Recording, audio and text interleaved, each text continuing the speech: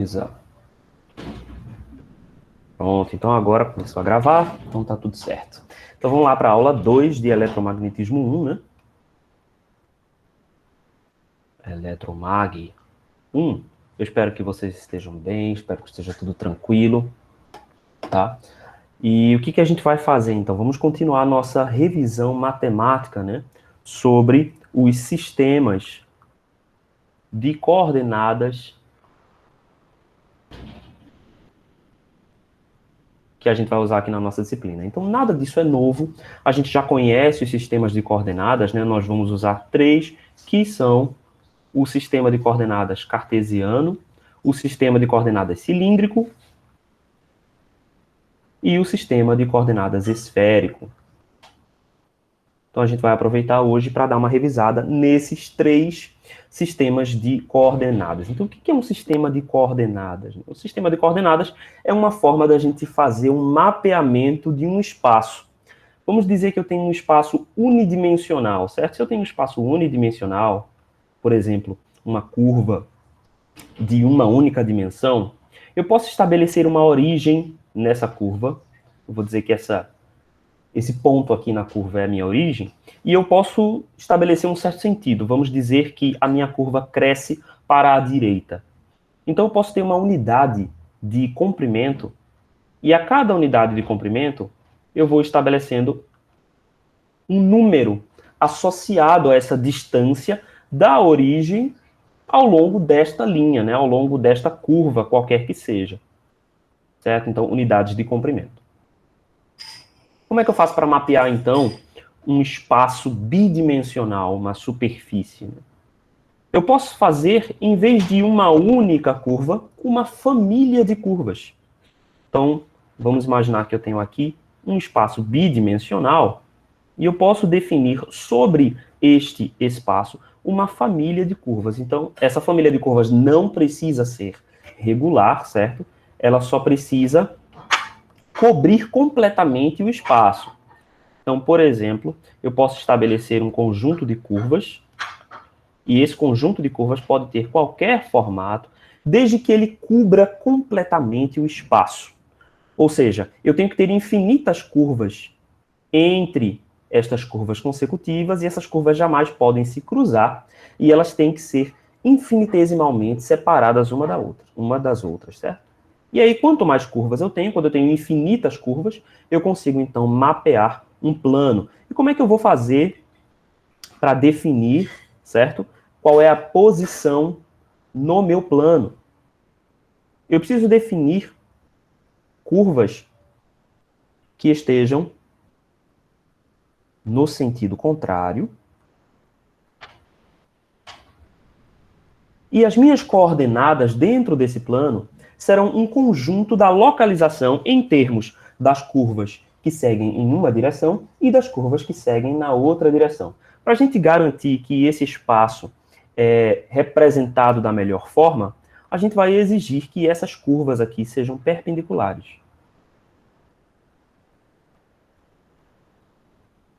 O que quer dizer que essas coordenadas são perpendiculares? Que em qualquer encontro de um par de curvas, essas curvas se cruzem em 90 graus. Aqui, obviamente, ela não está, porque eu desenhei, né? E o importante da gente perceber é que não é necessário, para o mapeamento total dessa curva em 2 dimensões, que a gente tenha todas as curvas perpendiculares. Não é necessário. Mas se a gente deseja fazer um espaço euclidiano, e que a gente pode, então, definir vetores dentro desse espaço, a gente precisa, sim, garantir que essas curvas sejam perpendiculares. E aí existem várias formas da gente fazer essas curvas perpendiculares. Né? A mais simples delas é o espaço cartesiano. Então, o espaço cartesiano é um espaço retangular em que eu tenho linhas verticais e linhas horizontais. Eu preciso definir um determinado ponto para ser a origem do meu sistema. Então, eu posso escolher qualquer ponto arbitrário, e eu vou dizer que esse meu ponto arbitrário é tanto o zero em uma dimensão, quanto o zero na outra dimensão. Então, a gente pode, por exemplo, escolher uma das variáveis para ser o x, para ser uma distância horizontal a esta reta vertical, que a gente vai chamar de x igual a zero. É exatamente como a gente estava fazendo aqui, ó, na nossa versão anterior, né, em que nós tínhamos uma curva e a gente estabelecia uma origem nessa curva. A gente agora vai definir uma reta. E esta reta aqui, a gente vai dar o nome de x igual a zero. A esta reta a gente vai dar o x igual a zero. Qualquer ponto que esteja pertencente a uma outra reta, a gente vai dizer que está a um determinado x. Então, se eu traço aqui uma reta nesse plano, qualquer ponto deste plano terá um determinado x igual a essa distância aqui.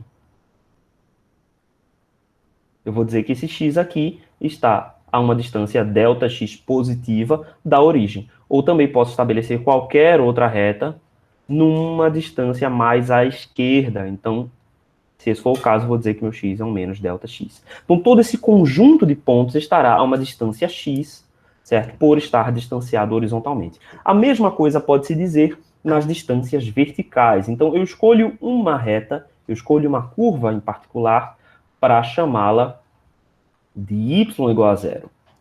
E eu passo a definir as minhas distâncias ao longo do eixo horizontal, ou melhor, ao longo da direção vertical, pelas retas horizontais, das quais fazem parte os pontos que compõem aquela reta. Então, esta reta aqui, por exemplo, vai ser um y igual a um determinado ΔY, que é a distância vertical da reta em que a gente está observando a reta que a gente usou como origem. Então, a gente tem que definir essa reta origem e os pontos serão relacionados a esta origem através da sua distância vertical e da sua distância horizontal.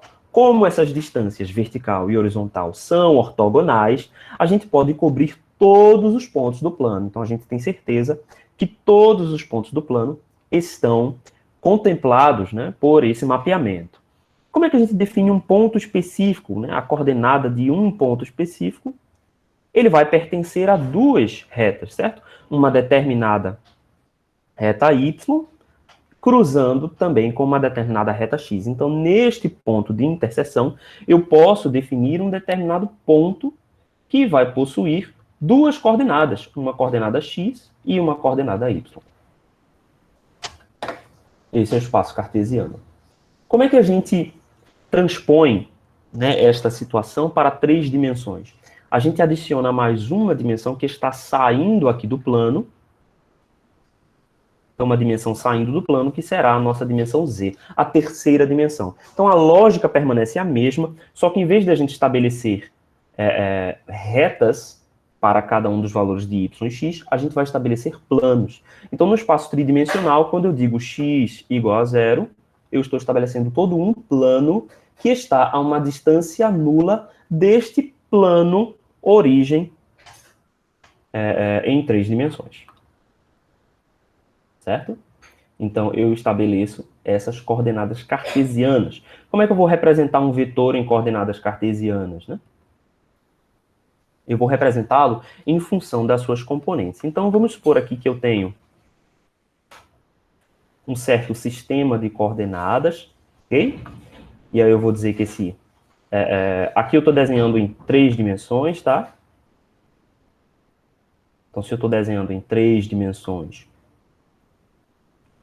esse meu plano inicial, que eu fiz aqui com x e y, certo? O y está crescendo na direção vertical. Então, esse meu plano agora vai ser a base do meu plano tridimensional. Então, eu vou dizer que esse meu vetor, essa minha direção aqui é o crescimento em x, essa minha direção é o crescimento em y.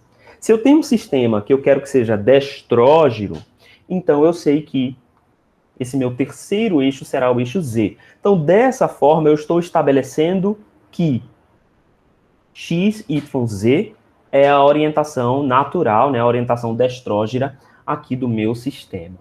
Beleza. Então, se eu estou trabalhando com esse sistema, eu vou definir 3 vetores unitários. Cada vetor unitário irá crescer na direção do crescimento da coordenada a qual ele está relacionado. Então, o meu primeiro vetor unitário irá crescer na direção x, o segundo vetor unitário irá crescer na direção y, e o meu terceiro vetor unitário irá crescer na direção z. Todos eles são perpendiculares, certo? Uma vez que a gente está observando isso aqui num espaço tridimensional. Qualquer vetor que eu represente neste espaço tridimensional poderá ser representado como uma soma de componentes. Então, ax, um valor escalar, né? Na direção do vetor unitário ax mais ay na direção do meu vetor unitário ay mais az na direção do meu vetor unitário az. Então, da mesma forma que no espaço, no plano cartesiano, só com essas duas coordenadas eu consigo mapear todo o plano, da mesma forma, para um espaço tridimensional, eu consigo mapear utilizando essas três dimensões. E qual que vai ser o intervalo dessas dimensões, né? Então, a gente pode ver aqui que para que a gente cubra todo o espaço, esse espaço sendo infinito, a gente precisa que o x varie desde mais infinito até menos infinito. Então, fazendo isso, eu cubro todos os possíveis planos do espaço. A mesma coisa para y e a mesma coisa para z. Então, meu intervalo no espaço cartesiano vai de menos infinito até infinito em x, y e z. Mas isso aqui não é novidade para ninguém, né? Beleza. Ok, lindo, tudo certo, tudo ótimo. Por que existe a necessidade de outros tipos de representação, né? Porque a gente já tem uma representação que é muito fácil, muito simples de entender e que através dela a gente consegue mapear todo o plano. Qual é a necessidade de a gente ter outras representações? Bem, o nosso objetivo quando a gente representa o espaço é utilizar estas coordenadas aqui, ou essas quantidades, certo? De modo a representar com maior facilidade a geometria que a gente quer estudar. Então, por exemplo, se eu estou estudando um guia de onda quadrado, então guia de onda quadrado, ele tem uma certa geometria assim. E é aplicado um potencial elétrico em uma das faces e as outras três faces são aterradas. Esse é um assunto, por exemplo, lá de eletromagnetismo 2, certo? Então, se existe um potencial elétrico em uma das faces e nas outras três faces o meu potencial elétrico é nulo, existirá aqui dentro dessa região uma certa função para o potencial elétrico. E ela é uma função da posição. Ou para o campo elétrico, ou para o potencial elétrico, certo? Vai existir uma certa função. Aqui para o potencial elétrico, por exemplo, vai ser uma função V, e aqui um V0. Como as minhas condições de contorno são retangulares, representar esse problema em coordenadas cartesianas é a situação mais simples. No entanto, se eu tenho, por exemplo, um cabo coaxial, e esse cabo coaxial, geralmente, ele é aterrado na parte externa e a parte interna carrega o potencial elétrico. Então, por exemplo, o meu condutor externo será aterrado e o meu condutor interno estará um potencial V0, eu vou ter uma certa simetria nesse meu problema. E essa simetria é radial. Ou seja, o potencial elétrico num ponto como esse aqui, ele vai depender desse meu raio aqui, que eu posso chamar de ρ. O potencial elétrico num outro ponto, esse ponto aqui vai ter um x e um y diferentes. No entanto, ele vai ter esse mesmo potencial. Por quê? Porque do ponto de vista da simetria desse problema, eu posso rotacionar esse meu problema de qualquer ângulo. De qualquer ângulo φ. Independente do ângulo que eu rotaciono, todos os potenciais que estão a uma certa distância do meu ponto central, do meu eixo aqui, terão o mesmo potencial. Então faz mais sentido expressar esse tipo de geometria num outro sistema de coordenadas que favoreça a análise dessa geometria. E esse sistema de coordenadas aqui é o sistema cilíndrico, tá? O sistema cilíndrico vai facilitar o cálculo nesse tipo de geometria. A mesma coisa pode ser dita para distribuições esféricas. Então, por exemplo, se eu tenho uma esfera carregada, essa esfera está, por exemplo, carregada com uma certa densidade de cargas, certo? ρS, uma densidade de cargas superficial. Eu posso calcular o campo elétrico dependendo desta posição, e essa posição vai ter simetria esférica. Então, essa é a necessidade da gente ter representações diferentes. No nosso curso, nós vamos trabalhar apenas com essas três representações. A representação cilíndrica, a representação cartesiana e a representação esférica. Então, a representação cilíndrica, como vocês devem bem se lembrar, ela consiste de um conjunto de círculos concêntricos. Eu vou tentar desenhar aqui da melhor forma que eu conseguir. Não consegui. Tá meio estranho.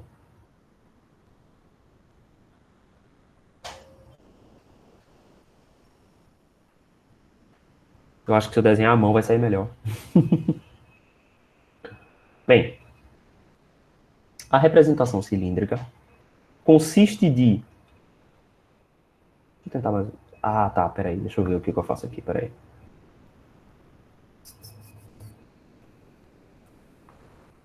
Não.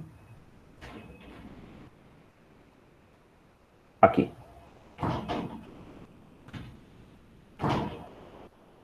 Agora ficou mais fácil, né?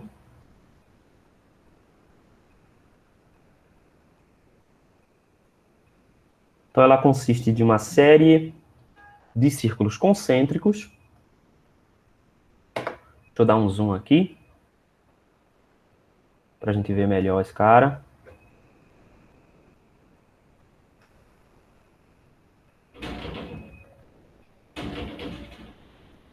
E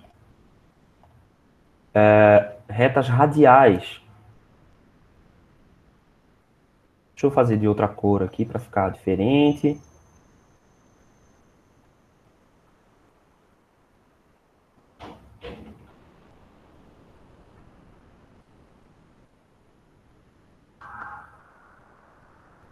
Ok. Então, como que funciona, né, a lógica dessa representação?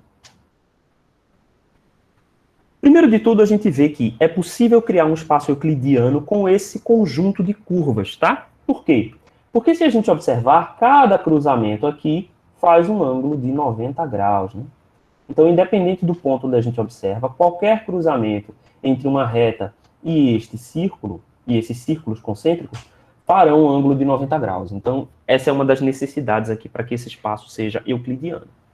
Então, aqui eu vou tratar duas variáveis diferentes. A primeira delas, eu vou chamar de raio, é simplesmente um raio cilíndrico, que vai ser a distância da minha origem do sistema até o círculo onde eu estou observando esse ponto.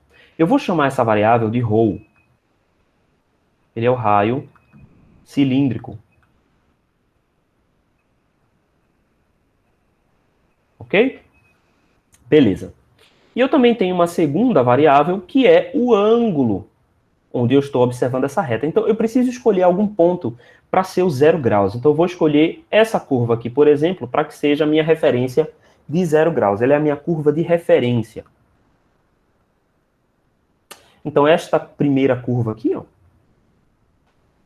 ela tem uma distância de 45 graus. Essa segunda curva aqui tem uma distância de 90 graus, certo? 180 graus, até completar os 360 graus novamente. Então, a gente consegue, com duas coordenadas, fazer a representação de um plano. Eu vou chamar essa segunda variável de φ, certo? Ela vai ser um ângulo. E esse ângulo é diferencial, né? O quão distante eu estou desta reta que eu escolhi para representar. Vejam, notem que, para que eu consiga cobrir completamente esse plano, não é necessário que eu tenha duas coordenadas variando até o infinito, tá? Isso não é necessário.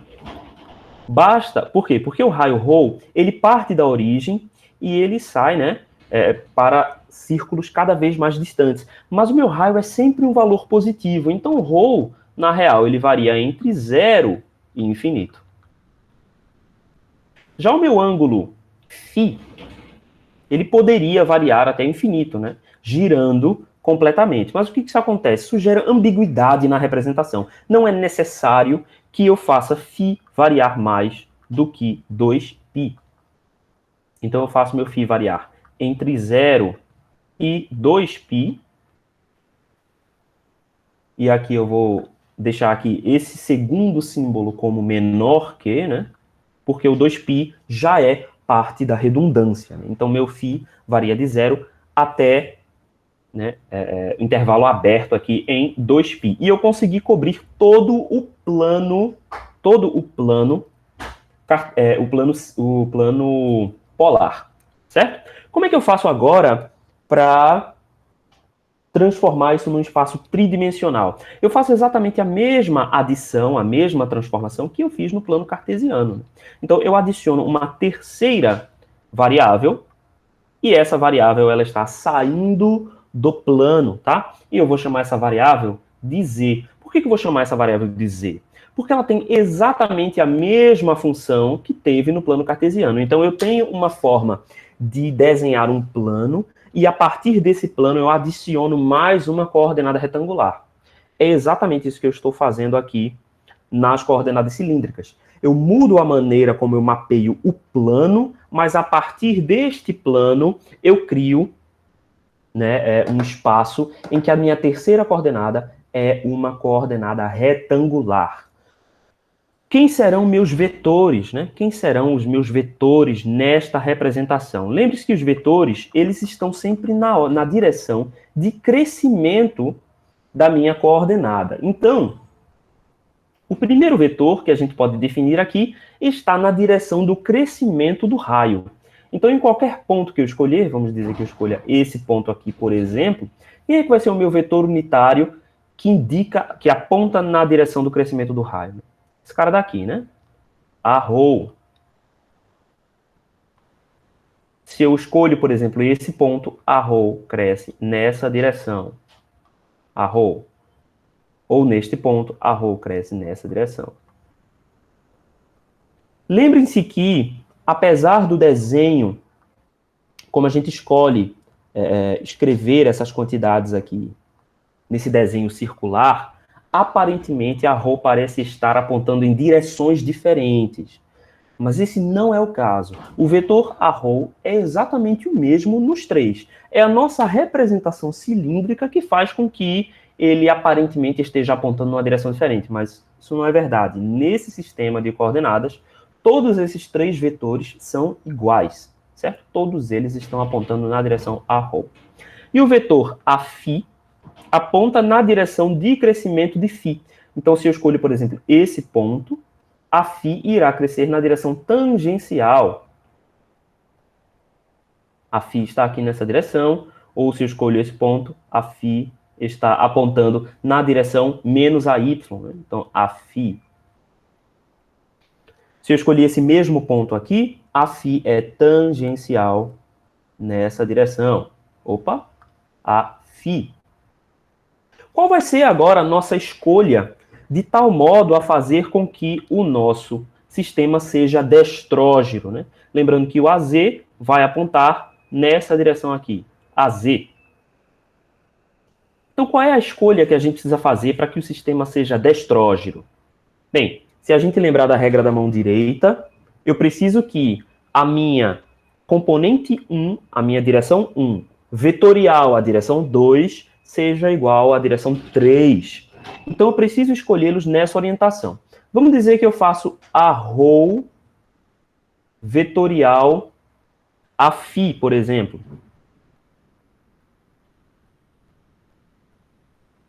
Arrow vetorial a φ. Nessa nossa escolha, usando a regra da mão direita, o meu resultado é igual a AZ. Então, esta é uma possível escolha para que esse sistema seja destrógiro. Então, a ordem, a orientação seria ρ, φ, z. E por isso que a gente escolhe elas nessa ordem particular. A gente poderia escolher em outras ordens também, que esse sistema aqui é cíclico, né? Então eu poderia escolher, por exemplo, observando que AZ vetorial a ρ, vamos observar aqui, ó, o que acontece. Se eu tenho AZ está saindo do plano, vetorial a ρ, peraí, AZ, a ρ, eu estou apontando para AZ com meu dedo indicador, apontando para a ρ com meu dedo médio. Então, o meu polegar aponta no sentido do resultado do produto vetorial, né? E esse resultado do produto vetorial é justamente a direção φ. Então, eu poderia representar, eu poderia fazer essa representação também de outra forma, né? Eu poderia fazer essa representação em Z, ρ, φ. Ela também é destrógeno. Destrógeno e também destrógeno. Por que a gente escolhe essa primeira? Porque o Z a gente já está acostumado em colocar ele na última, né? Como a gente faz X, Y, Z, e deixa o Z pelo terceiro, então faz mais sentido a gente colocar ρ, φz. E aí a gente escolhe essa aqui, né? É uma escolha histórica, que a matemática sempre representou dessa forma, raio, ângulo e cota. Então a gente mantém aí a tradição histórica, escolhendo a nossa representação em ρ, φ, z. Isso implica que os vetores que serão representados, né, nesse tipo de coordenada serão os vetores A, né, igual a uma certa coordenada a ρ na direção do vetor unitário ρ, mais uma certa segunda coordenada, né, segunda componente a φ na direção de φ, mais uma terceira coordenada a z na direção z. Ok? Então essa é a segunda representação, que é a representação aqui no cartesiano, certo? Como é que a gente pode fazer aqui uma relação entre a referência que a gente escolheu? Na verdade, eu vou comentar isso depois. Vamos primeiro apresentar as outras, tá? Então, por fim, a gente tem as coordenadas esféricas. A gente também pode escolher as coordenadas esféricas a partir desse mesmo plano.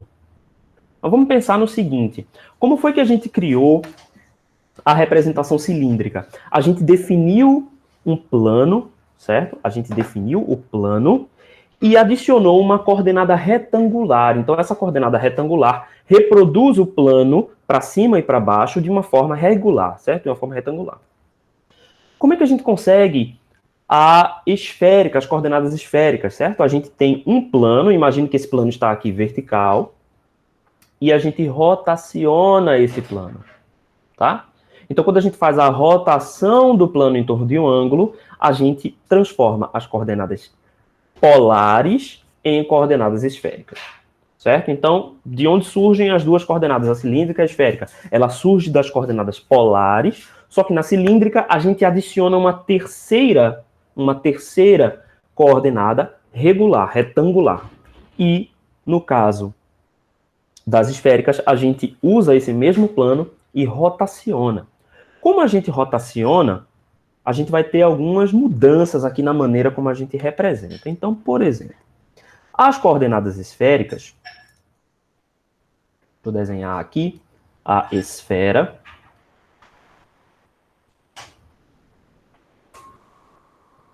Certo? Opa. Isso. Não, deixa eu tentar outra vez. Pronto. Estamos aqui com uma esfera e a gente vai definir as coordenadas esféricas. Então, a primeira coisa que a gente vai fazer é a seguinte. Vou desenhar isso aqui direitinho, vai. Ok. A primeira coisa que a gente vai fazer é nós vamos definir uma origem, tá? Então, nós vamos definir esse ponto central como sendo a nossa origem. Aqui nós já estamos trabalhando com 3 dimensões, certo? Então, aqui vai ser a minha origem. Eu posso colocar um 0 assim, minha origem. Certo? Eu vou definir um ponto na superfície desta esfera. Digamos que seja este ponto aqui na superfície da esfera. Então, eu vou ter 3 coordenadas, certo? Imagine que esse ponto aqui está separado por um raio. Eu vou chamar esse raio agora de R. Por que eu não vou chamar ele de ρ? Porque esses dois raios eles não coincidem, tá? O raio da esfera não será igual ao raio do cilindro. Lembre-se que se a gente estiver mapeando um cilindro, por exemplo, se eu estou mapeando aqui, por exemplo, um cilindro,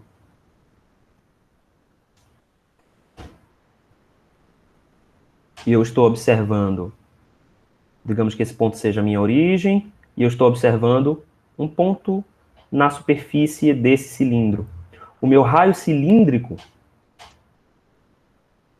é esse aqui, né? Rho, mesmo nesse ponto, tá? E o meu raio esférico é esse cara daqui, R, tá? Então, são raios diferentes. É importante a gente fazer essa diferenciação. Então, aqui a gente vai dar a ele uma outra letra, a gente vai dar a ele a letra R, ok? Um R minúsculo. Se eu defino um raio, eu defini, então, uma esfera. Imagine que, nas coordenadas esféricas, eu tenho um conjunto de superfícies que são esferas concêntricas, tá? Quando eu defino um raio, eu saí de qualquer ponto no espaço para um ponto sobre aquela esfera. E aí, sobre essa esfera, eu posso ter uma forma de mapear a superfície dessa esfera. E aí, trazendo a analogia com a superfície da Terra, a gente pode mapear, né, essa superfície da esfera como da mesma forma que a gente faz a superfície da Terra, com latitudes e longitudes. Então, por exemplo, eu posso definir as latitudes, certo? Sendo... Não era isso que eu queria. Eu posso definir as latitudes como sendo os círculos aqui, ó, que tangenciam em uma mesma distância.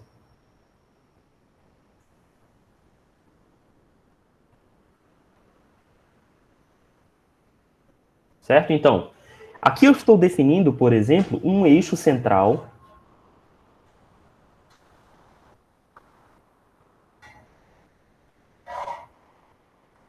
Um eixo central. E a partir desse eixo central, eu posso definir uma série de curvas, como vocês estão vendo aqui, certo? E essas curvas vão ter um determinado ângulo de diferença, né, em relação a este ponto máximo aqui na esfera. Então, esta primeira curva aqui, por exemplo, ela vai ter um determinado ângulo. Eu posso utilizar aqui, ó, uma reta para definir esse ângulo.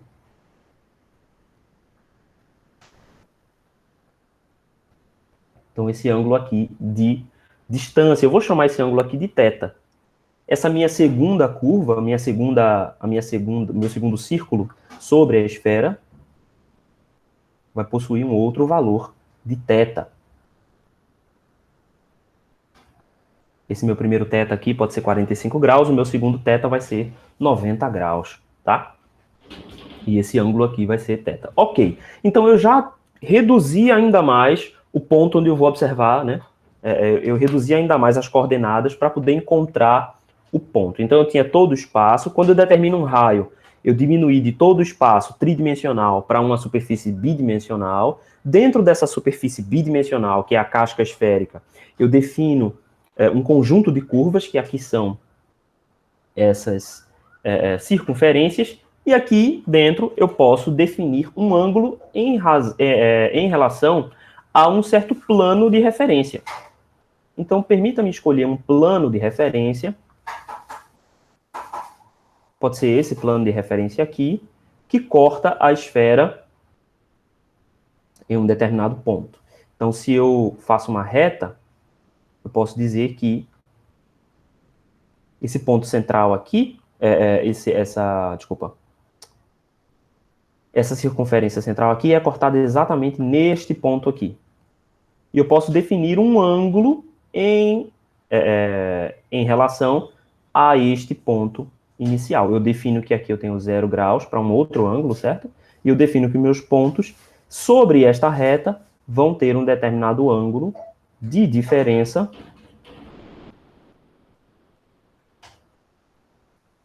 da meu plano de referência. esse ângulo aqui, como trata-se de um ângulo cilíndrico, eu posso chamá-lo de φ. Ele coincide com o mesmo ângulo φ que a gente viu lá em coordenadas cilíndricas. Quem é que vão ser os nossos vetores aqui, né? Então, o vetor AR, ele cresce na direção do crescimento do raio. Então, a gente observando esse ponto aqui, específico, a gente pode ver que o raio cresce na direção, nessa direção aqui, né? Saindo da esfera. Então, esse vai ser o meu vetor AR. Já o meu φ cresce na direção do crescimento desse ângulo aqui. Então, ele cresce girando nesse sentido. Aliás, deixa eu fazer o seguinte. Deixa eu desenhar esse cara em cima dessa curva aqui.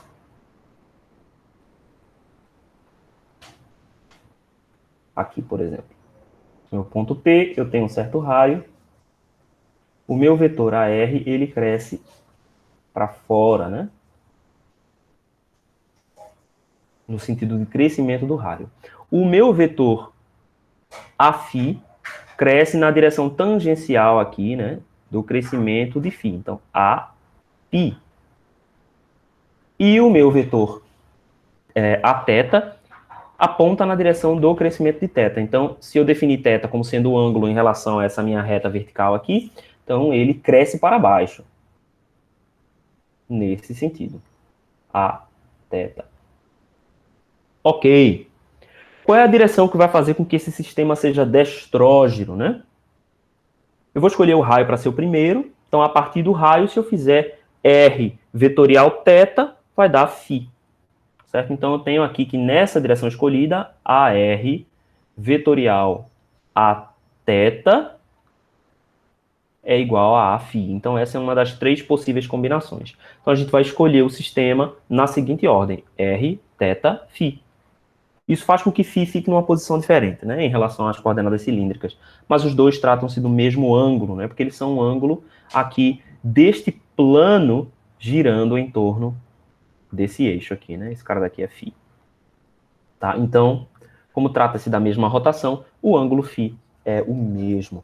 Então, a gente consegue representar coordenadas cilíndricas dessa forma. Quais são os intervalos, né? O raio, ele vai de 0 até infinito.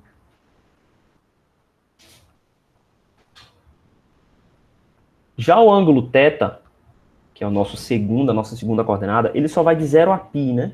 Por quê? Porque eu já tenho uma volta de 2π feita pelo ângulo φ. Então, o ângulo θ, ele não precisa cobrir 2π, né? Ele só precisa cobrir daqui do início até a parte de baixo. Então, ele só precisa andar de 0 a π. Então, de 0 até π. E o meu ângulo φ, novamente, vai variar de 0 até 2π. Ok? E o meu vetor, representado em coordenadas esféricas, será AR, uma certa componente na direção do raio, multiplicado pelo vetor unitário no raio, uma certa componente em Aθ e uma certa componente em φ. E aí a gente consegue representar nos 3 sistemas que foram escolhidos, né? Escolhidos aqui para fazer essas representações. Ok. Quem são, nas coordenadas cilíndricas, as minhas superfícies constantes? Quem são as superfícies constantes, né? Então, aqui, as minhas superfícies constantes são... Se eu mantenho a minha primeira coordenada, o meu ρ constante, e faço variar tanto φ quanto z, na variação de φ, fazendo φ variar de 0 a 2π, eu crio um círculo, né? E fazendo z variar entre mais infinito e menos infinito, eu desenho retas, né? Então, as superfícies de φ constante são cilindros, por conta disso. E por isso que a gente chama essa coordenada aqui, esse tipo de representação, de coordenadas cilíndricas. As superfícies de φ constante em coordenadas cilíndricas, então a gente vai escolher um determinado valor de φ e vai fazer variar ρ de 0 a infinito e z de menos infinito a mais infinito. Então a gente começa com ρ de 0, certo? Ρ a partir do valor 0. Então quando a gente está aqui em ρ igual a 0, a gente tem uma reta, certo? E ρ cresce somente em uma direção. Então, esse plano aqui, né, ele é infinito para essas três direções, mas finito para cá, para a origem, certo? Então, a gente tem um semiplano. E as superfícies de Z constante são planos, né? Então, a gente tem planos em um determinado Z constante. Da mesma forma que no cartesiano. Certo? No cartesiano são planos, a gente não precisa nem falar sobre isso, tá? Nas superfícies esféricas, isso fica um pouquinho mais interessante, né? Então, quem são as superfícies de R constante? As superfícies de R constante são simplesmente esferas, né? Então, são todos os pontos que estão distantes da origem de um certo valor R. Então, é literalmente uma esfera. Tá? Então, superfícies de R constante são esferas. Quem são as superfícies de θ constante?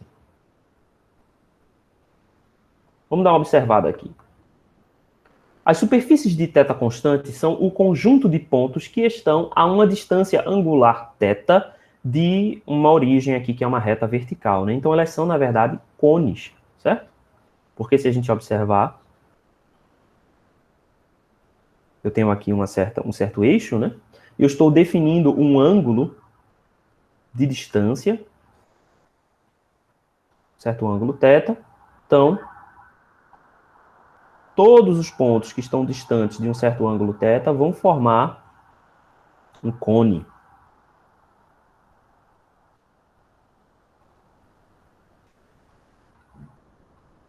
Ok?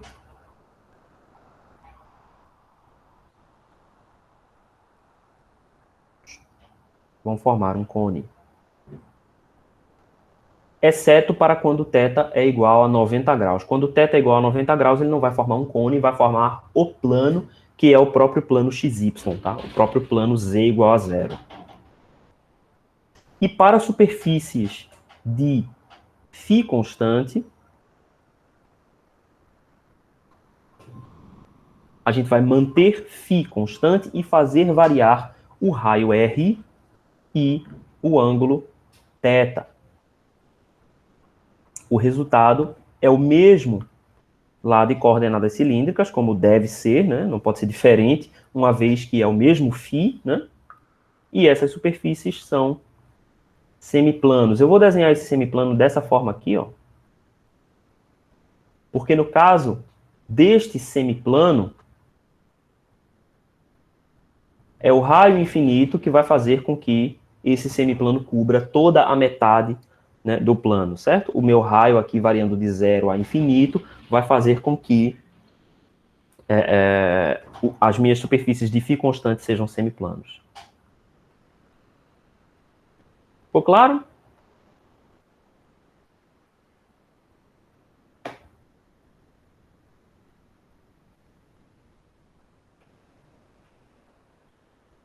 Vocês estão comigo? Estão me escutando? Estão por aí? Sim, professor. Beleza. Eu sei que essas primeiras aulas são chatas para mim também, porque esse assunto vocês não aguentam mais, né? Mas também é elucidativa a aula, professor. Massa. Então vamos ver as conversões entre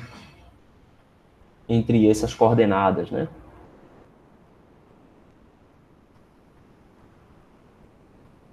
Então, beleza.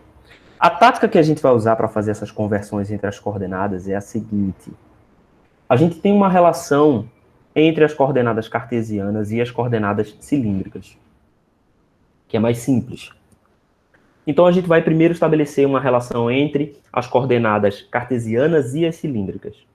E a gente também tem uma variável que se mantém das coordenadas cilíndricas para as coordenadas esféricas. Então, é mais fácil se a gente faz por partes, tá? Então, a gente vai primeiro fazer a conversão entre as coordenadas cartesianas para as coordenadas cilíndricas. Depois, a gente faz a conversão das coordenadas cilíndricas para as coordenadas esféricas. E assim fica mais fácil. Então, vamos lá. Vamos aqui fazer um desenho simples. Aliás, eu acho que eu vou manter esse fundo mesmo. De uma relação entre as coordenadas cartesianas e as coordenadas esféricas. Então, vamos colocar aqui ó, o nosso plano cartesiano. E sobre o plano cartesiano, vamos desenhar a esfera. A esfera não, desculpa. O cilindro, tá bom? Então, vamos colocar aqui um eixo também na direção ρ. Beleza. Então, quem é que vão ser essas coordenadas, tá? Opa, não. Quem é que vão ser essas coordenadas? Essa aqui é a coordenada y. Essa aqui é a coordenada x. E essa aqui vai ser a minha coordenada ρ. E essa aqui vai ser a minha coordenada... φ. Ok? Eu vou fazer φ variar a partir de x, certo? Eu vou escolher o seguinte, eu vou escolher o meu x como sendo φ igual a zero. Eu vou escolher esta reta aqui como sendo a minha reta φ igual a zero. Então, a partir daqui, eu posso fazer relações. Vamos escolher um ponto qualquer. Pode ser esse próprio ponto que está desenhado aí, né? Um ponto aqui, por exemplo. Ponto P. Então, o meu valor de y será o prolongamento desse cara na direção y. Minha coordenada y. Minha coordenada x. O meu ângulo φ é esse ângulo aqui, né? E o meu raio ρ já está aqui, né? O raio ρ. Beleza. Então, aqui vem relações bem diretas, né? Meu raio ρ vai ser simplesmente encontrado pela relação pitagórica aqui entre x e y. Então, x ao quadrado mais y ao quadrado. Simples assim. E eu posso dizer que a minha tangente de φ é igual a cateto oposto sobre o cateto adjacente, né? Então, y sobre x. Ou também posso escrever que φ é igual ao arco tangente de y sobre x. Aqui não faz sentido nem a gente plotar o z, né? Porque a minha coordenada z a gente criou da mesma forma, né? Então, z igual a z. Essas são as conversões de cartesiano para cilíndrico. Eu posso inverter essas representações aqui para encontrar a minha representação de cilíndrico para cartesiano, né? Então, de cilíndrico para cartesiano, eu posso fazer relações aqui entre x e y com o meu próprio ângulo φ. Então, a minha projeção do raio ρ na direção horizontal vai ser relacionada aqui pelo cosseno de φ, né? Então, a minha variável x vai ser igual a cosseno de φ vezes ρ. Ou ρ cosseno de φ, né? Para ficar mais igualzinho. Então, ρ cosseno de φ. Já a minha variável y vai ser a minha projeção vertical, né? Então, a minha projeção vertical, como está no cateto oposto, vai estar relacionado pelo seno. Então, ρ seno de φ. E z igual a z. Então, essa é a conversão entre as posições, certo? Entre as coordenadas. Mas como é que a gente faz a conversão de vetores, tá? Para a gente fazer a conversão de vetores, a gente precisa plotar aqui os vetores mesmo, de fato. Então, vamos fazer isso. Então, vamos colocar aqui um plano cartesiano e desenhar esses vetores. Então, vamos escolher um determinado ponto.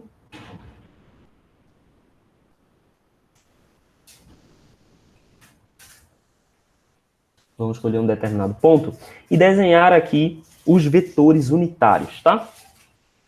Então, quem é que vão ser os meus vetores unitários?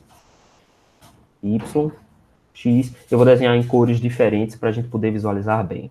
Ok? Vou desenhar em azul os meus vetores cartesianos. Então, meu AY vai estar nessa direção. Ah, não, o que eu fiz? Aqui, não. Aqui, meu AY vai estar nessa direção. E meu AX vai estar nessa direção. Então, AY, AX.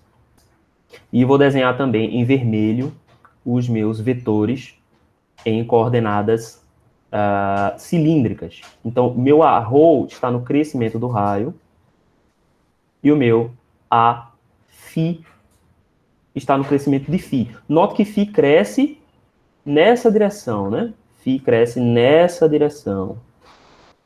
Então, meu Aφ aqui está apontando nessa direção. Obviamente, ortogonal, né, ao meu ρ. Certo? Então, o que a gente precisa pensar, para pensar aqui, é o seguinte. Φ. A gente pode definir esses vetores aqui, por exemplo, o AX vai ser a soma das componentes de ρ e Φ nessa direção. Então, primeiro, vamos pensar o seguinte. O meu ângulo Φ está nessa direção, certo? Meu ângulo Φ está aqui. Então, quem é que serão as projeções, tá? Eu posso dizer que o meu vetor AX é a soma das projeções de ρ e Φ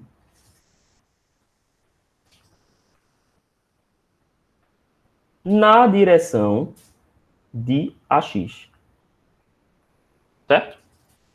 Ele vai ser a soma dessas duas projeções. Então, quem é que são essas projeções desses vetores, né? Vamos parar para pensar.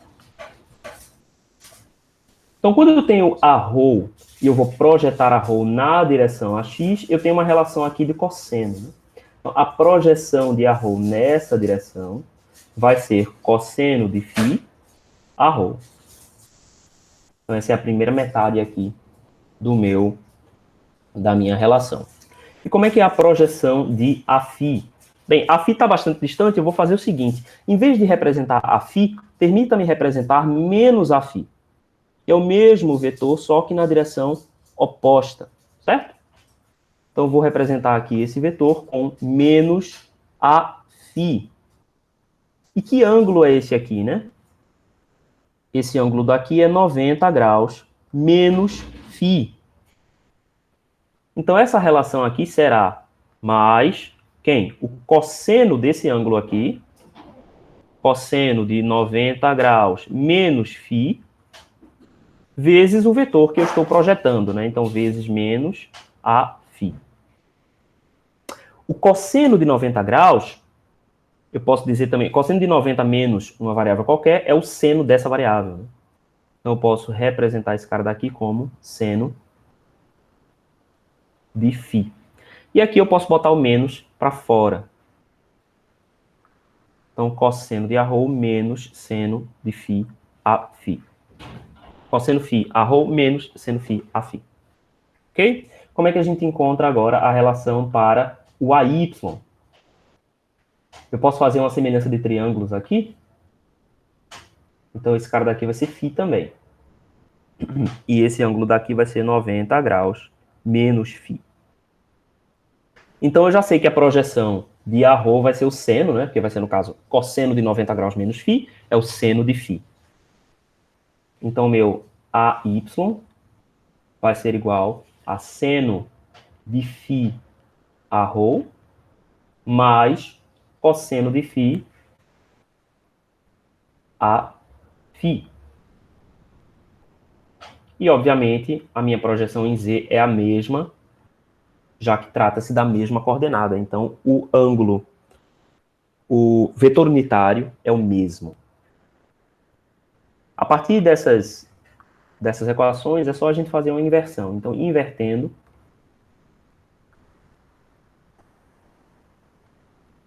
a gente tem as seguintes relações, né?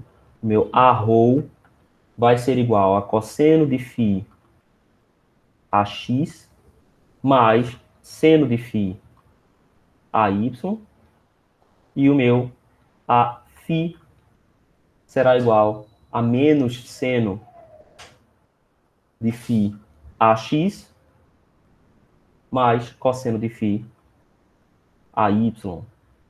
E o meu AZ permanece.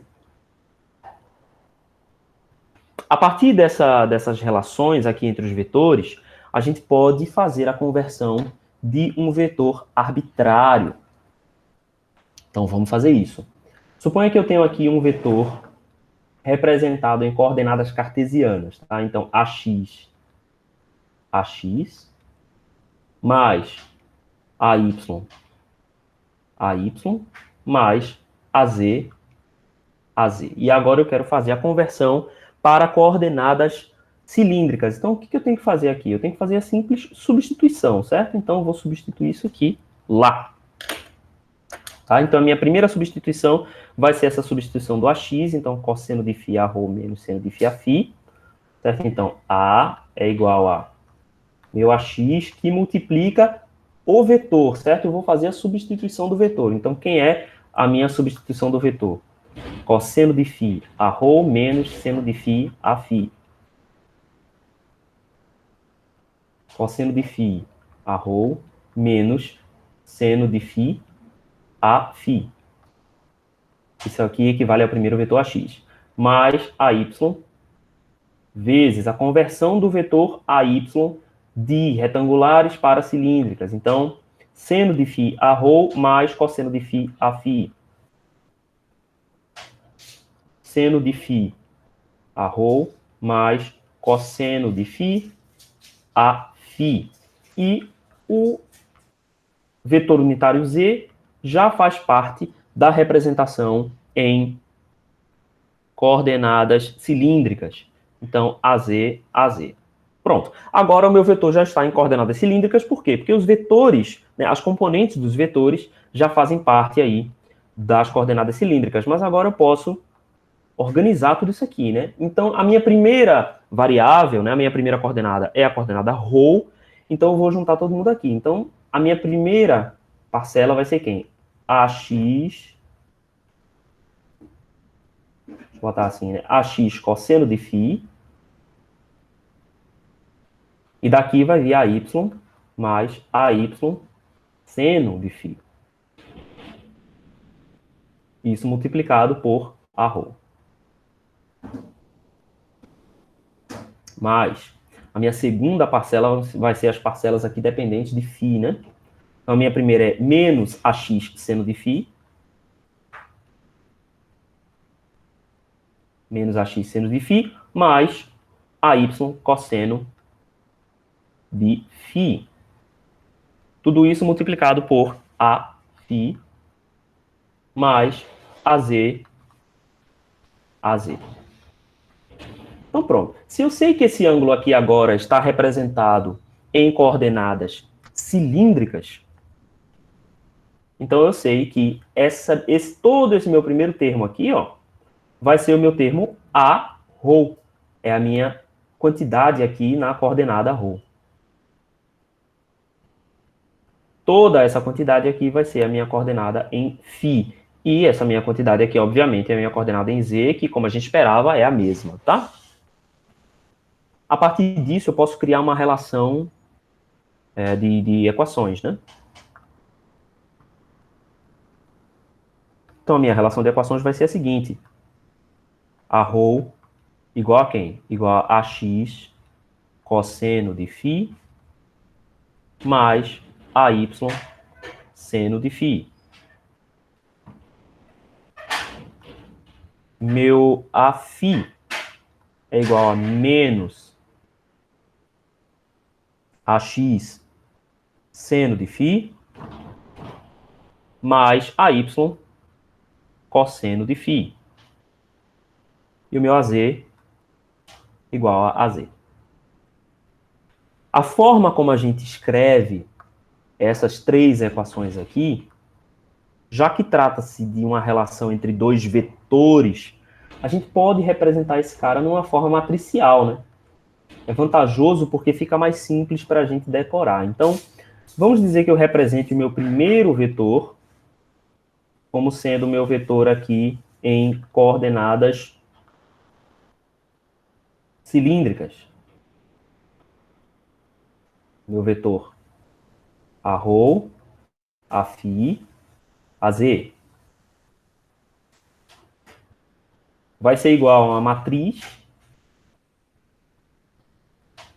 multiplicado pelo meu vetor original.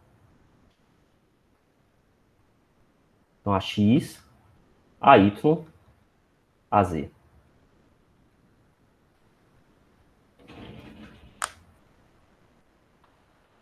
Beleza, então agora é só completar, né? Então, essa minha primeira componente aqui, né, do meu vetor, vai ser ax cosseno de φ mais ay seno. Então, ele vai ser cosseno de φ, seno de φ, 0. E aí é só a gente completar, né? Seno de φ, cosseno de φ, 0, 0, 0, 1. Essa é a relação que a gente precisa decorar para fazer a conversão entre vetores. A gente pode escrever esse cara daqui numa forma de equação matricial, né? Então, o meu vetor, eu posso escrever ele assim, ρφz, então esse cara daqui é o quê? É um vetor em coordenadas cilíndricas. Vai ser igual a uma certa matriz de conversão, eu posso chamar essa matriz de matriz T. Como a variável dessa matriz é só a variável φ, eu posso dizer que ele é um certo T de φ, multiplicado pelo meu vetor em coordenadas cartesianas, x, y, z. Ok? E essa minha matriz T é exatamente essa matriz que está desenhada aqui. Essa matriz tem propriedades importantes, tem duas propriedades muito importantes nessa matriz. A primeira delas é que o determinante dessa matriz é igual a 1.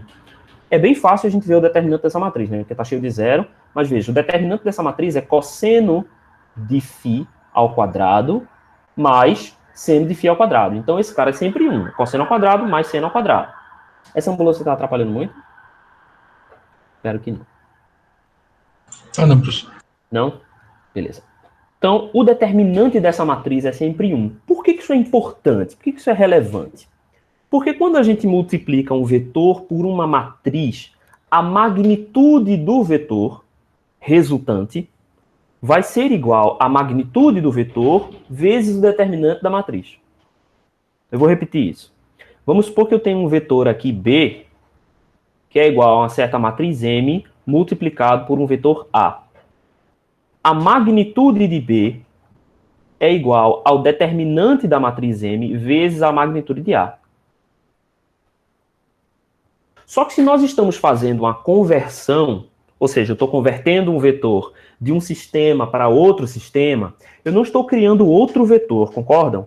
É o mesmo vetor, só que representado de outra forma.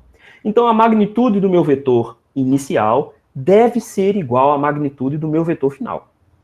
Certo? A magnitude do meu vetor em coordenadas esféricas, ou melhor, em coordenadas cilíndricas, tem que ser igual à magnitude do meu vetor em coordenadas cartesianas. Então, o fato do determinante da minha matriz T ser 1 já indica que a magnitude de A em coordenadas retangulares e de A em coordenadas cilíndricas será a mesma. Então, isso já é bom. Beleza. A segunda coisa interessante dessa matriz é que esta matriz é uma matriz unitária. O que quer dizer T ser uma matriz unitária, né? O que é uma matriz unitária? Uma matriz unitária, M é unitária, se a minha matriz vezes a transposta da minha matriz é igual à matriz identidade de ordem n, né? Em que n é a ordem dessa minha matriz M. Ou seja, você pode aí fazer o teste que T de φ multiplicado pela sua transposta é igual à identidade, certo? De ordem 3 aqui, porque os nossos sistemas possuem 3 dimensões. E aí isso é fácil de verificar, você pode verificar fazendo a transposta dessa matriz. Por que isso é interessante? Porque vocês devem se lembrar que para qualquer matriz, o produto da minha matriz pela minha matriz inversa é igual à identidade, certo? Essa é uma propriedade para qualquer matriz. Agora, para as matrizes unitárias, a transposta é que tem essa relação. Isso, obviamente, só é verdadeiro se a transposta é igual à inversa. Então, a matriz inversa T de φ é igual à matriz transposta, matriz T transposta. Esse é um resultado interessante, por quê? Vamos lá. A gente tem que o meu vetor em ρ φz é igual a T vezes o meu vetor em x, y, z. Vamos dizer que agora a gente quer fazer o contrário, tá? A gente quer fazer a inversa, tá? Vamos dizer que a gente quer agora inverter de ρ φz, ou seja, de cilíndricas, para cartesianas. Então, como é que a gente faz isso? A gente pode multiplicar essa equação matricial aqui dos dois lados pela inversa. Então, t a menos 1 vezes o vetor a ρ φz vai ser igual a inversa vezes a matriz normal vezes o meu vetor a, x, y, z.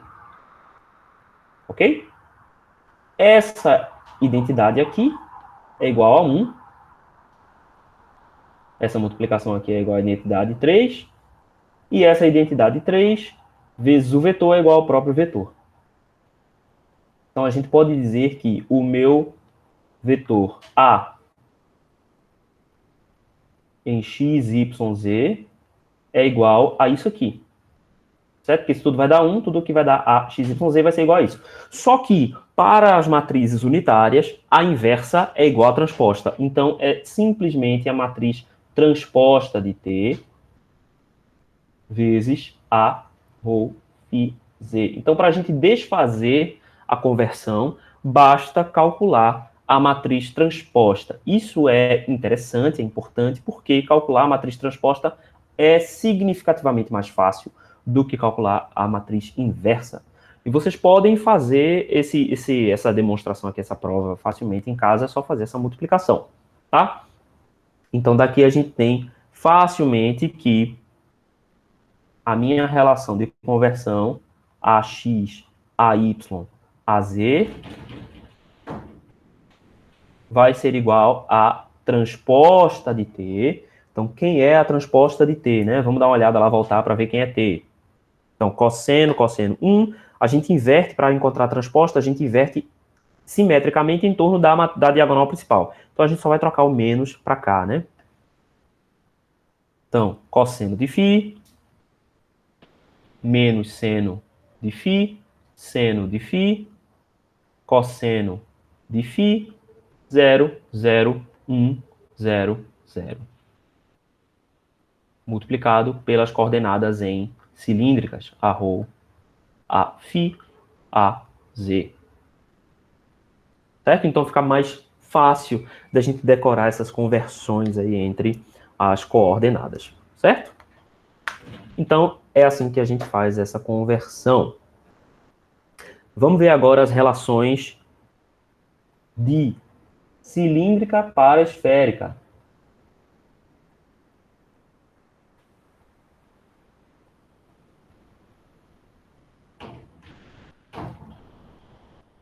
Então, de cilíndrica para esférica, a gente sabe que uma das coordenadas se mantém, certo? E a coordenada que se mantém é a coordenada φ.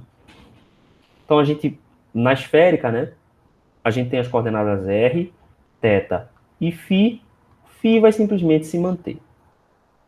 Para observar melhor, né, a relação entre essas coordenadas, é melhor a gente observar no plano ρz. Então, vamos observar no plano ρz, certo?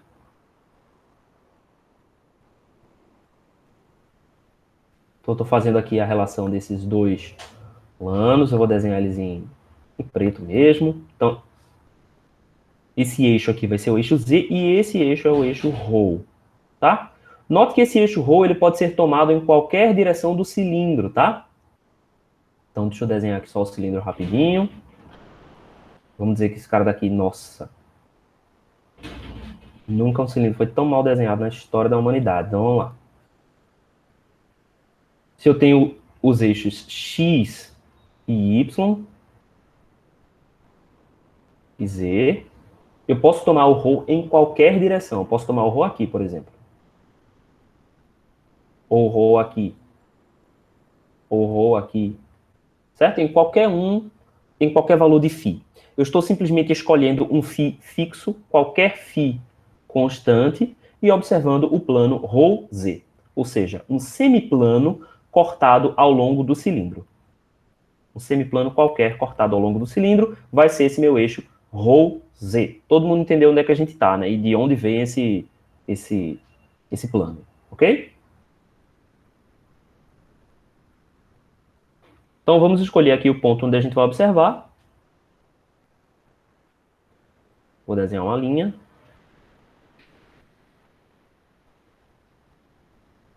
Vamos escolher um ponto um pouquinho mais para cima. Tá? Vamos escolher esse ponto aqui.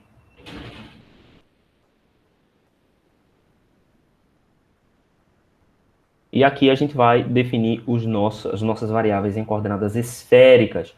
Este raio aqui é o próprio raio R. E o meu ângulo θ é o ângulo que cai por sobre, a partir do eixo vertical, que é o eixo Z, até a minha reta que liga a origem ao ponto de observação. Então, esse ângulo aqui é o ângulo θ. Então, esses são os lugares onde eu vou fazer essas relações, tá? Esse é o plano onde eu vou fazer essas relações. Então, aqui fica simples da gente observar em relações trigonométricas, né, básicas. Deixa eu apagar esse cara daqui.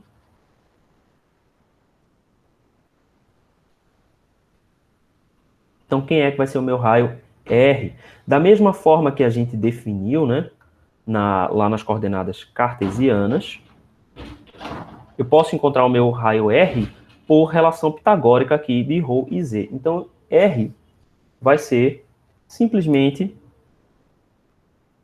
a hipotenusa desse triângulo aqui, né? O triângulo formado por Z e ρ. Então, Z ao quadrado mais ρ ao quadrado. Da mesma forma, eu posso encontrar a tangente de θ. Quem que é a tangente de θ? Né? A tangente de θ é o cateto oposto, então aqui ρ, sobre o cateto adjacente, Z. Então a tangente de θ é igual a ρ sobre Z. Ou eu posso dizer que θ é o arco tangente de ρ sobre Z. Então essas são aqui as minhas relações entre de cilíndricas para esféricas. Invertendo essas relações, eu posso encontrar as minhas transformações de esféricas para cilíndricas, tá? Então, a primeira coordenada é a ρ, né? Então, ρ eu posso encontrar diretamente a partir de R, então vai ser R vezes o seno de θ, né? Uma vez que é o cateto oposto, então R seno θ. O meu φ é o mesmo ângulo, então φ igual a φ, e Z vai ser igual a R cosseno θ, né, já que é o cateto adjacente. Então, R cosseno θ.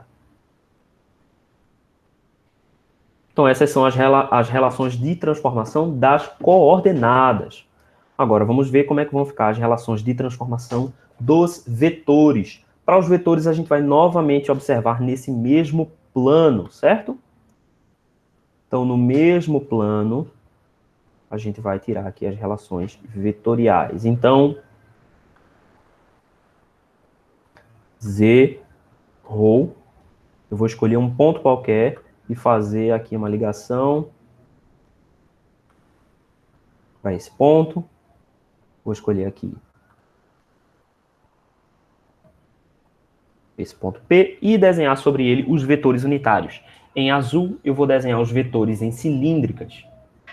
Então, meus vetores em cilíndricas vão ser o vetor AZ, que aponta na direção do crescimento de Z, e o meu vetor Aρρ, que aponta na direção do crescimento de ρ. Então, AZ e Arρ. E os meus outros vetores, os vetores em esféricas, eu vou desenhar em vermelho. Então, eu tenho o primeiro vetor aqui na direção do crescimento do raio. Na direção do crescimento do raio. Esse vai ser o meu vetor AR, certo? Aqui o raio esférico, no caso. E o meu vetor Aθ é desenhado na direção do crescimento de θ, né? Então, portanto, ele vem nessa direção, uma vez que θ é esse ângulo aqui, né? E cresce nessa direção, a partir de Z. Então, aqui é o meu AR e aqui é o meu Aθ. Novamente, a ρ vai ser a soma das projeções de AR e Aθ na direção ρ. Então, quem são essas projeções? Eu posso, novamente, transpor o meu ângulo θ para cá, por semelhança, o meu ângulo θ também é esse, e esse ângulo aqui é 90 menos θ. 90 graus menos θ, certo? Então, primeira relação é o próprio AR. Quem é que vai ser o AR, né? O meu vetor do raio esférico vai ter uma componente de arrow, né? Essa componente aqui está ligada pelo seno, né? É o cosseno de 90 menos θ, é o seno. Então, seno de θ vezes arrow. Mais a projeção de AZ na direção R. Então, cosseno θ AZ.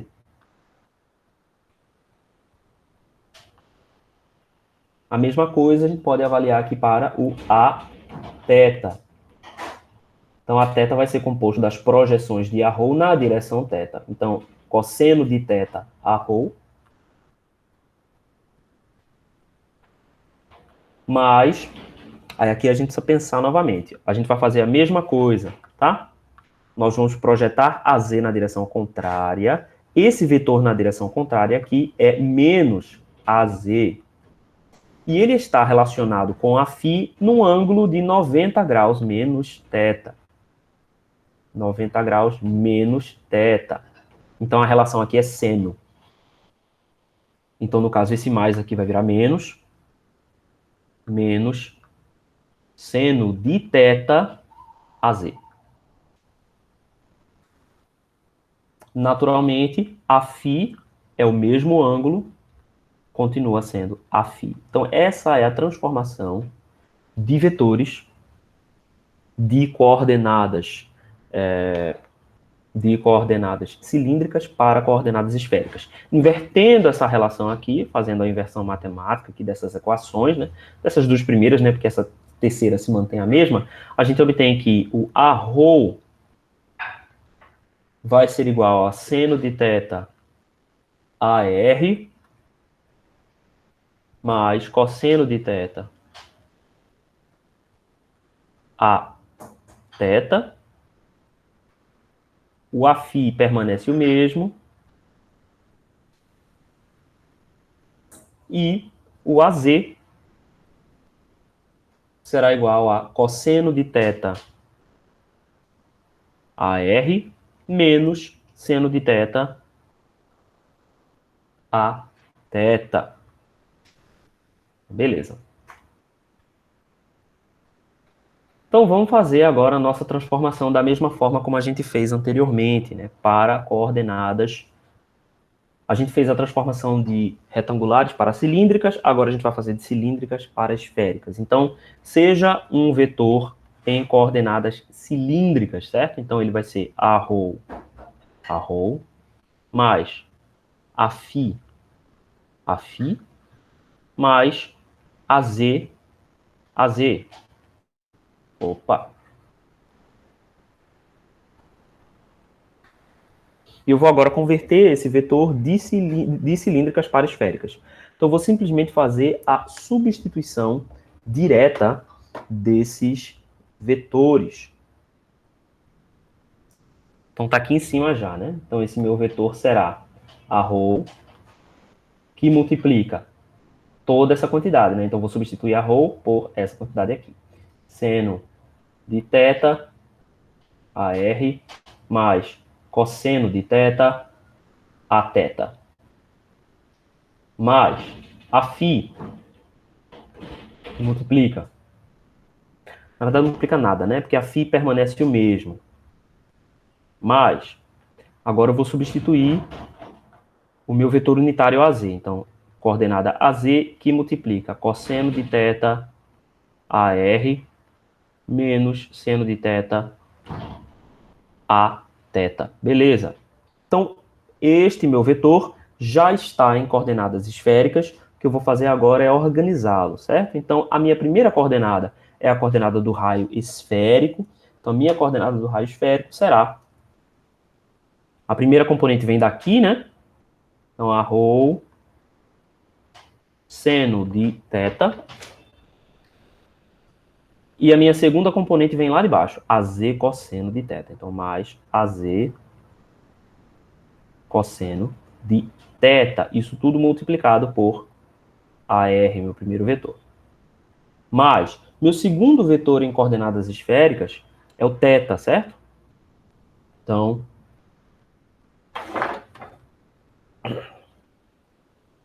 meu segundo vetor é o θ. Então, minha primeira componente vem daqui. Então, a ρ cosseno de θ. A ρ cosseno de θ. E a minha segunda componente vem daqui, menos AZ seno de θ. Tudo isso na direção θ. Mais a própria componente φ, que agora, por conta da necessidade de manter o sistema destrógiro, precisa vir para a terceira componente. Então, beleza. Ok. Então, aqui estão. A gente sabe que essa representação aqui está agora em sistemas esféricos, então essa minha primeira componente será o AR, essa minha segunda componente será o meu Aθ, e essa minha terceira componente é o próprio Aφ.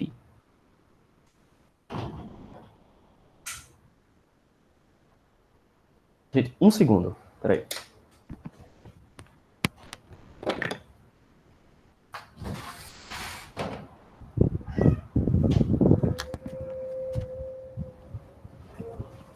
Tá fazendo muito vento aí para vocês no microfone? Não, professor, tá tranquilo. Não? Tá bom. Ok, então vamos lá. A gente já está terminando já. Então agora a gente pode fazer a mesma coisa que a gente fez. Então a gente escreve aqui AR, a componente em raio esférico, é igual a ρ seno θ mais AZ cosseno θ. A minha segunda componente, a θ, é igual a ρ cosseno θ menos AZ seno θ. E a minha terceira componente, a φ, é igual a φ. Eu posso escrever isso aqui numa forma matricial. Então, na forma matricial, meu primeiro vetor, meu vetor resultante, né? AR, a θ, a φ. Vai ser igual a uma certa matriz vezes o meu vetor inicial, né? Antes da operação, a ρ, a φ e a z. Então, meu primeiro AR vai ser a ρ seno θ, então seno θ. Não tem nenhuma componente em Aφ, né? Então, 0. E cosseno θ lá em AZ. Na minha segunda linha, eu não tenho nenhuma componente de ρ. Opa, tenho sim. O ρ é cosseno de θ. Cosseno de θ. Não tenho componente em φ e tenho componente em z, que é menos seno θ. E a última é 0, 1, 0. Então, eu tenho uma relação aqui bem semelhante àquela que a gente encontrou na conversão de retangulares para cilíndricas. Então, meu vetor aqui em R, θ, φ vai ser igual a uma certa matriz de conversão, que agora eu vou chamar essa matriz de matriz S.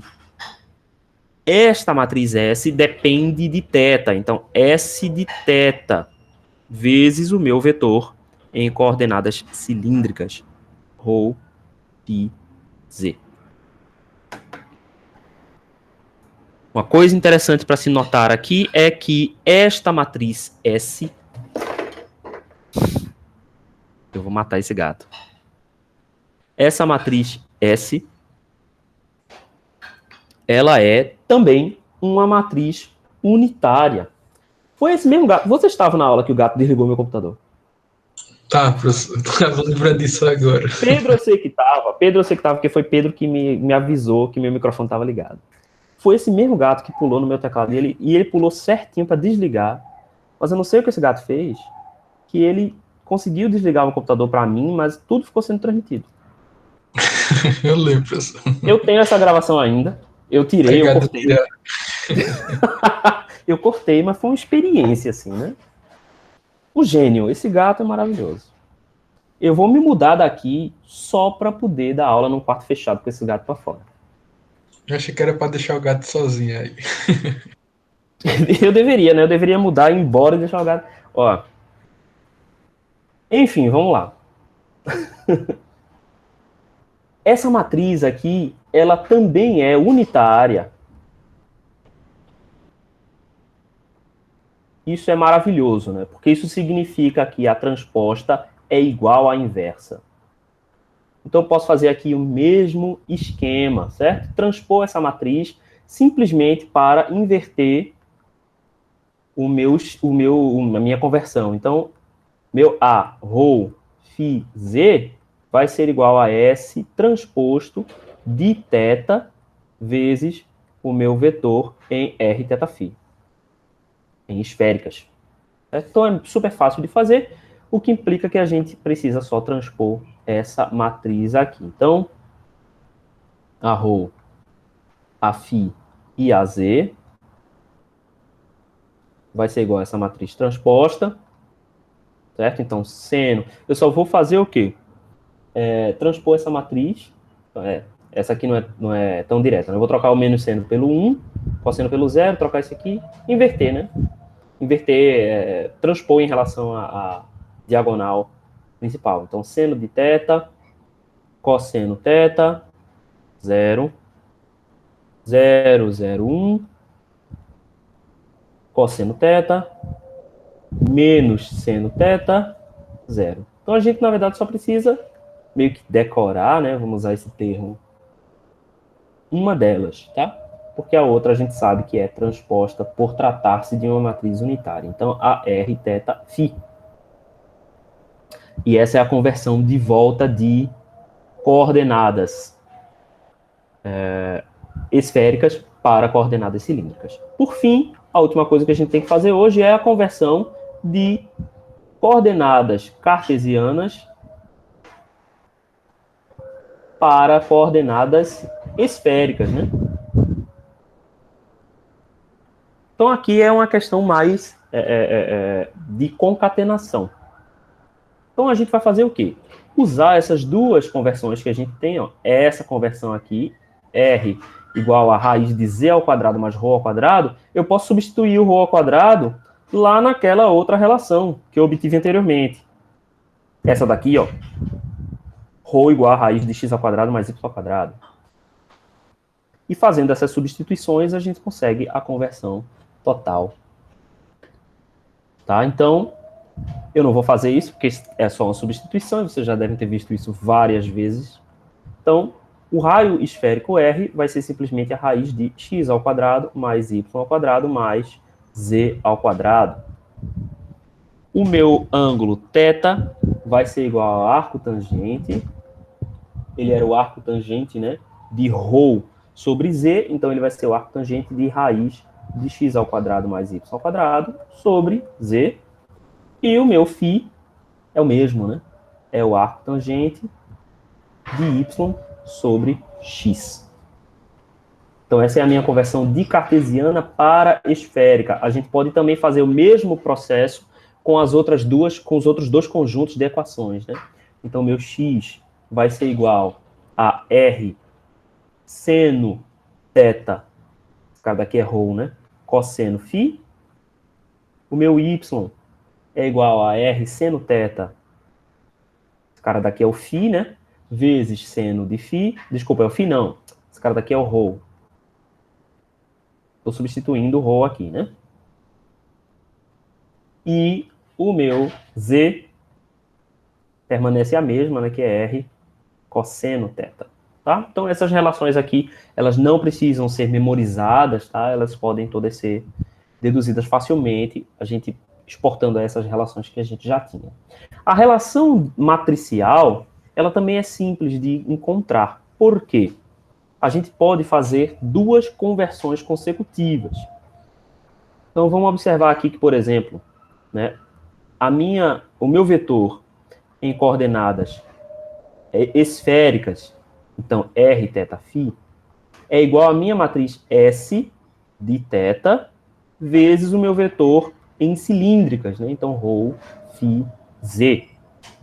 Mas esse meu vetor em cilíndricas é, por sua vez,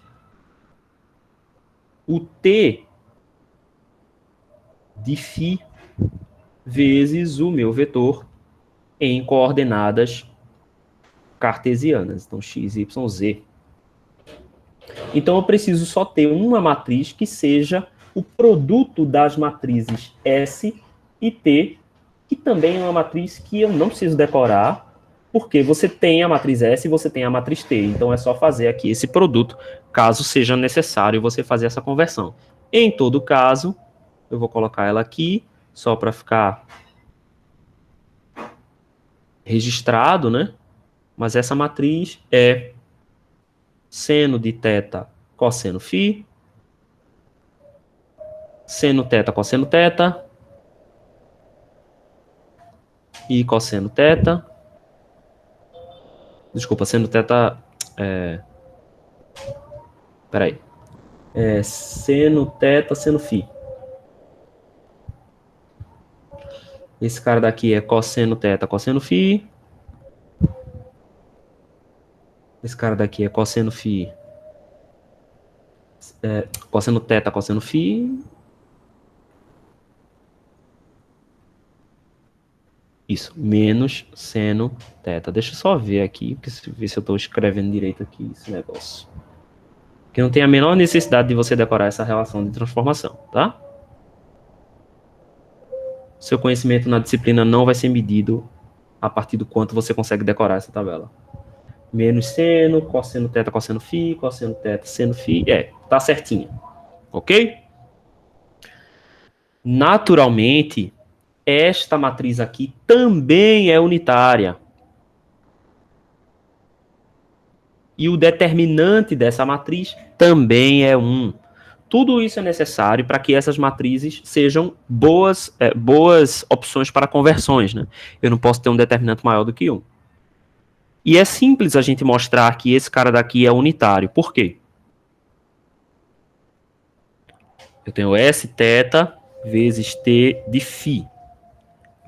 Eu quero demonstrar que esse cara daqui é unitário. Como é que a gente faz isso? Bem, a gente vai partir da seguinte proposição. Se T é unitário, T de φ vezes T transposto de φ é igual à identidade, certo? Aqui nesse caso vai ser identidade de ordem 3. Beleza. Eu sei que se eu tenho qualquer vetor ou qualquer vetor ou qualquer matriz multiplicado pela identidade, ele se torna o mesmo vetor ou a mesma matriz, né? Então eu posso substituir, por exemplo, o meu T de φ, eu posso multiplicar esse cara pela identidade e ele continua sendo o mesmo T de φ. Concordam? Então, T transposto de φ. E esse produto continua sendo igual à identidade. Se S é também uma matriz unitária, eu tenho que S de θ multiplicado pela sua transposta é também igual à matriz identidade, de ordem 3. Então, eu posso substituir esse produto aqui, nessa identidade. Então, a minha matriz T de φ vezes esses caras aqui, então S de θ vezes S transposto de θ vezes T transposto de φ é igual a identidade 3. Então aqui, ó, a gente sabe que a multiplicação de matrizes ela é associativa, né? Então eu posso fazer ela na ordem que eu quiser, incluindo fazer essa ordem aqui.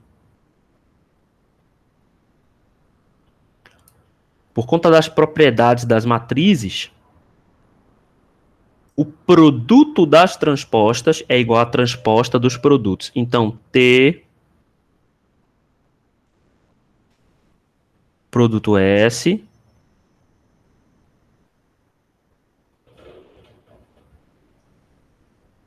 vezes T transposto. Não, peraí. T de θ vezes S. Tô copiando tudo errado, peraí. T de φ, S de θ.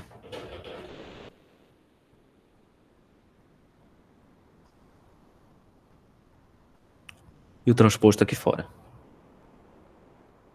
Tá? A regra que a gente usou foi essa aqui, ó. A produto B, tudo transposto, é igual a B transposto multiplicado por A transposto. Tá? A gente inverte aqui a ordem dos operandos, tá? Foi essa regra que a gente usou aqui, desfazendo, na verdade. Então, daqui a gente tem que T de φ vezes S de θ é também unitário. E, obviamente, essa demonstração não depende de com quem você começa, né? S de θ vezes T de φ é também unitário. Certo? Então, são esses aqui os conjuntos de equações que a gente usa para fazer conversão, tá?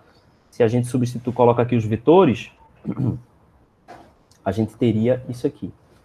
AR, Aθ, Aφ é igual a essa matriz, que é ST, multiplicado por AX, AY e AZ. Para desfazer essa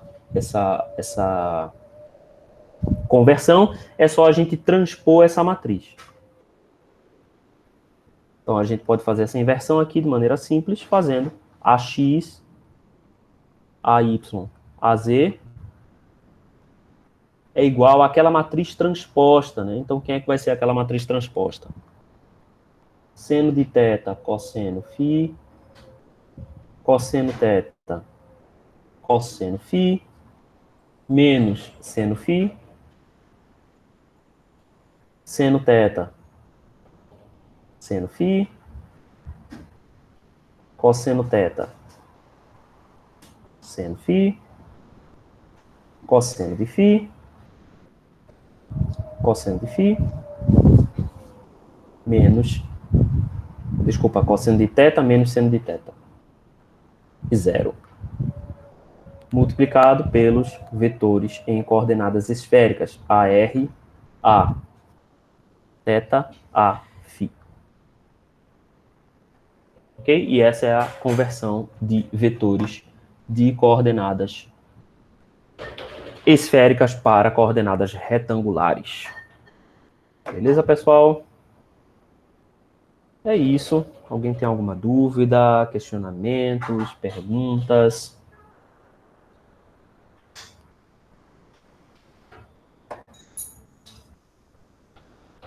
Tá tranquilo, professor. Tá tranquilo, né? Então, por esse momento, a gente está só fazendo essa revisão, né? Pode falar, Maurício. Não, professor, cliquei sem querer. Ah, tudo bem. Beleza. É isso, pessoal. Então, a gente tem uma revisadinha, né, nos sistemas de coordenadas, as regras de transformação. Essa é a parte mais chatinha da disciplina. Quer dizer, acho que não é a parte mais difícil, mas é revisão, né? Revisão é sempre meio enfadonho. Pode falar, Valdomiro.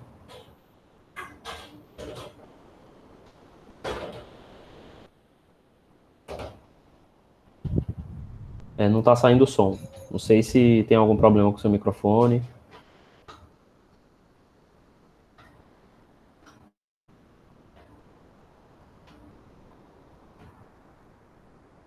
Eu acho que tem algum problema com o seu microfone. Se você puder digitar.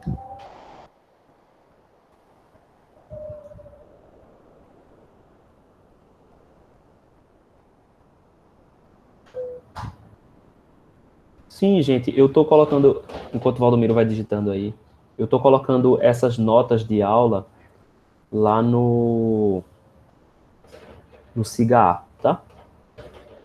Então tá tudo lá. Eu tinha começado a fazer essas notas de aula para o período do PLE, mas o PLE estava muito corrido, tá? E aí por isso eu não consegui terminar essas notas de aula, mas eu acho que agora eu vou conseguir fazer. E aí só para mostrar para vocês, não sei se vocês conseguiram ver lá, estou apresentando aqui, todas essas relações estão lá, certo? Acho que vocês estão conseguindo ver agora, né? Então essas relações estão todas lá, o que a gente desenhou aqui, basicamente a mesma coisa, tá? As notas de aula estão lá. Isso aqui foi o que a gente discutiu na aula passada. Sim, Valdomiro, se tem alguma questão que você precisa usar a transformação, você pode usar a transformação direto. Você não precisa deduzir a transformação para usar. Tá? Você pode dizer assim, a gente vai usar essa transformação aqui e já aplicar a matriz, já aplicar o que for que você precisar usar. Tá? Agora, como a gente vai num ritmo um pouquinho mais lento, eu acho que eu vou conseguir concluir aqui essa apostila. E aí, nesse caso, eu também já estou com um pouco mais de adianto, né? Porque eu tenho a apostila até, acho que o capítulo 3, por aí, ou 4. Então, eu estou um pouquinho na frente. Acho que eu parei por aqui, na parte de eletrostática. Isso eu ainda escrevi, eu parei por aqui, eu parei em eletrostática. Tá? E aí eu vou dar uma forcinha para a gente ter um material legal. E aí, toda vez que eu for atualizando, eu vou colocando lá a versão mais nova. Beleza, pessoal? Então é isso. A gente vai ficando por aqui hoje. Qualquer dúvida, vocês podem colocar lá no SIGA. Eu vou tentar criar o grupo. Vou esperar a resposta lá do pessoal do NTI para criar o grupo. Ok? Mas é isso. Muito obrigado. E agora, até semana que vem. A gente vai se falando lá no grupo. Ok? Valeu, professor. Até mais. Até mais. Tchau, tchau.